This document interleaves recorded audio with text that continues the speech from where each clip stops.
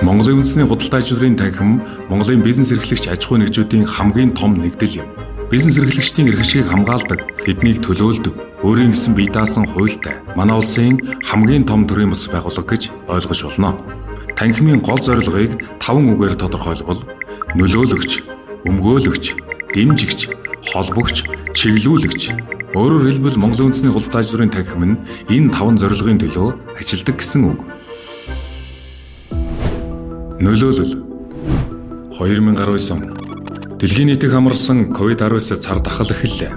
Манай улс хамгийн хатуу урт хугацаанд үргэлжилсэн хөлөөрөө тогтоосон улс орнуудын нэг нь болж хувийн хөвшилд ажилладаг 1 сая гаруй хүний ажлын байрыг хадгалах, бизнесийн орчин хамгаалах, ашиг орлогыг тасалдуулахгүй байх сорилттой тулгарсан. Энэ үед танхим эзэн 900 буюу эдийн засгийг эрчимжүүлэх нэгж судалгааг зохицоор нь хийж бизнес эрхлэгчдийг ковидын дараах хүндрэлээс хамгаалах, бизнес дэх ажлын байрыг хадгалах, төр хэрхэн оновчтой зөв шийдвэр гаргах вэ гэдэг стратегийг боловсруулж төрд зөвлөмж хөрвүүлсэн. Энэ зөвлөмжийн дагуу дараах үр дүн гарсан юм. Монгол банк бодлогын хүү зайлшгүй байх нөөцийн хэмжээг 2-1 хувиар бууруулж зээлийн төлөлтийн хугацааг хойшлуулсан. Хувийн хвшлийн аж ахуй нэгжүүд ажлагчдын нийгмийн даатгалын шимтгэлээс чөлөөлсөн. Цар тахлын үед төрийн үйлчилгээнд захим шилжилт хийх арга хэмжээний тухай улс их хурлын тогтоолоор бизнесийг дэмжих чиглэлд зарим шаардлагатай асуудлуудыг шийдсэн. Мөн энэ үед төрийн дэмжлэг зайлшгүй шаардлагатайг сануулж эзнээ хүлээсэн багаж хэрэгслийн жагсаалыг зохион байгуулсан. 500 гаруй компани 1000 орчим ажлын багаж хэрэгсэл тавигдаж, ажилтай иргэдийн төлөө нэгдэцгээ захим жагсаалд 2000 гаруй аж ахуй нэгж 20000 гаруй иргэн нэгдсэн.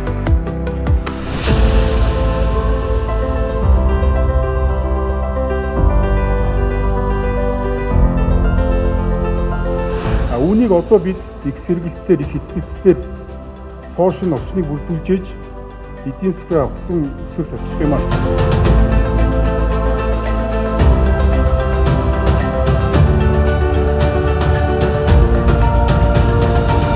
Түүний эдийн засгийг дэмжих арга хэмжээний тухай хуулийн төслийг бэлэн болгосон. Үүнийг бас танд бодож өгөө. Ингээд бидэнд хөгжихэд боломж олгоцоо байна. Энэний суурь утгууд бидний ойлголцол өсөлтөд юм аа, хамтдаа ажиллана.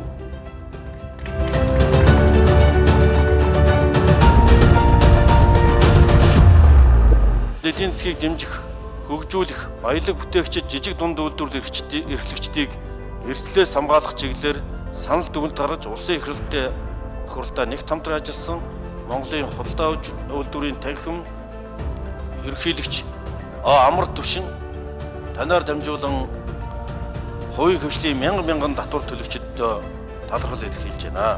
Нийгмийн хариуцлага ухамсарлаж хамтран ажиллаж байгаа юм. Улсын хурлаас бодлого гэж буй хуулийн төсөл эрх зүйн баримт бичгүүдэд бизнес эрхлэгчдийн санал бодлогыг тусгуулах зорилгоор танхимын удирдлагын баг 100 гаруй хороо зөвлөл ажлын хэсэгт орж ажиллалаа. 30 орчим жилийн дараа худалдааж үйлдвэрийн танхимын тухай хуулийг шинжилэн боловсрууллаа. Танхимын гишүүнчлийн хүрээг өргөдөх, эдийн засгийн гол салбаруудын танхимыг байгуулах, төрийн зарим чиг үүргийг салбаруудын танхим гүйцэтгэх зэрэг шинжилгээг багтаасан энэхүү хуулийн төслийг засгийн газрын хуралдаанаар дэмжиж байна. Өмгөөлөл. Өнгөрсөн 4 жилд Монголын үндэсний худалдаачдын танхим 120 гаруй хууль журам бодлогын баримт бичигт санал өгч 90 орчим санал зөвлөмжийг холбогдох байгууллагуудад хөрвүүлж 20 гаруй мэдээлэл уриалгыг гарган 120 гаруй уулзалт хэлцүүлгийг зохион байгуулжээ. Монголын үндэсний худалдаачдын танхимаас бизнесийн салбарын бодлогын өмгөөлөл, нөлөөллийн үйл ажиллагааг шинжлэх ухааны үндэслэлтэй мэргэжлийн өндөр түвшинд явуулах зорилгоор эдийн засгийн судалгааны институтыг байгуулж, олон улсын болон мэргэжлийн холбоот төрийн бас байгууллагатай хамтран тогтмол болон цаг үеийн эдийн засгийн орчинтой холбоотой 40 гаруй судалгаа шинжилгээ хийжээ.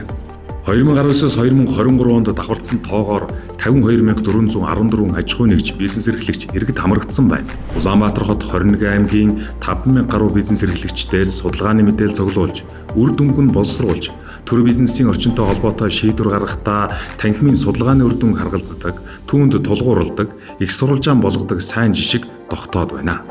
Монголын үндэсний худалдаа аж үйлдвэрийн танхимын судалгаанд хамрагдсан аж ахуй нэгжүүдийн мэдээлснээс үзэхэд одоо экспортын орлогыг нэмэгдүүлэх, гарцыг дэлгэхэд бүхнийг зориулах хэрэгтэй байна. Орлого өөр юу ч биш, маш их хэмжээний экспортын орлого эдийн засгийн хүндрэлийг хохирол багтаагаар дуулахад бидэнд туслана. Дэмжих. Танхим 4 жилийн өмнө 4358 гишүүнтэй байсан бол өнөөдөр 5874 бизнесийн төлөөллийг нэгтгэхэд байна. Танхимаас энэ 4 жилд нийтдээ 120 гаруй арга хэмжээг зохион байгуулж, давхардсан тоогоор 26000 гаруй бизнес эрхлэгчдийг хамруулжээ. Америкийн нэгдсэн улс, Бүгд найрамдах Солонгос улс, Япон, Холбооны Бүгд найрамдах Герман улс зэрэг 9 оронд экспортын үзэсгэлэн зохион байгууллаа.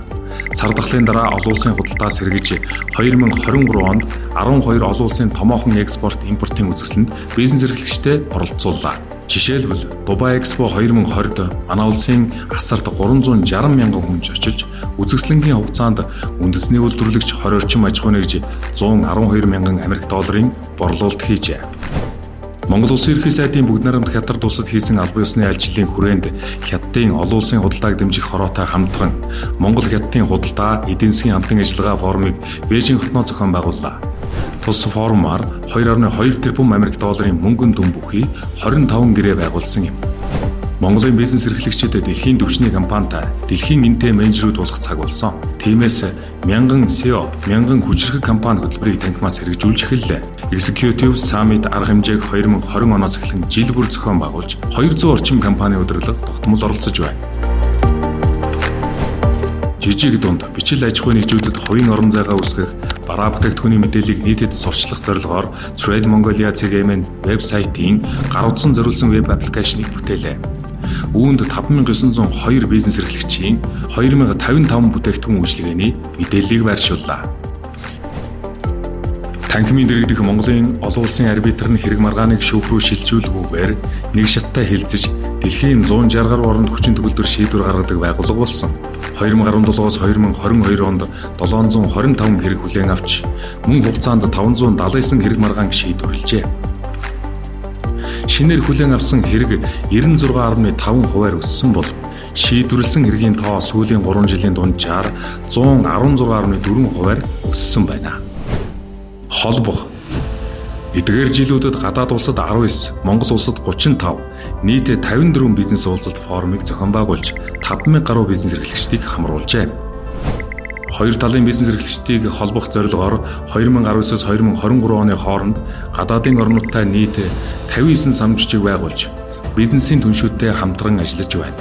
Монгол улсад хөрөнгө оруулалт татах зорилгоор 23 оронд 32 төлөөлөгч, 13 улсад 17 өргөмжит төлөөлөгчдийг томилон ажиллуулж байна. Монголын үндэсний худалдаа аж дурын танхимын ерөнхийлөгч Амар Төвшин, Аз намхан далайн худалдааны хэлтсэрийн худалдаа аж дурын танхимын ээлжид хурлаар тус танхимын дэд ерөнхийлөгчөөр сонгогдлоо.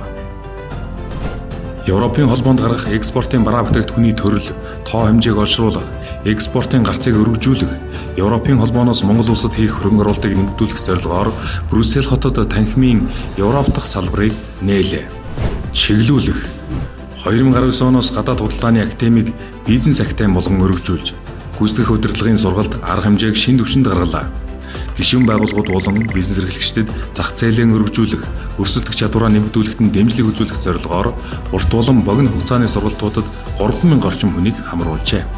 Харвардын бизнесийн сургуулийн Harvard Management хөтөлбөрийг албан ёсны эрхтэйгээр эхлүүллээ. Дэлхийн бизнесийн шилдэг боловсролыг эх орондоо эзэмших энэ хөтөлбөрт одоогоор удирдлагын түвшинд ажиллаж буй 400 гаруй бизнес эрхлэгч хамрагдаад байна.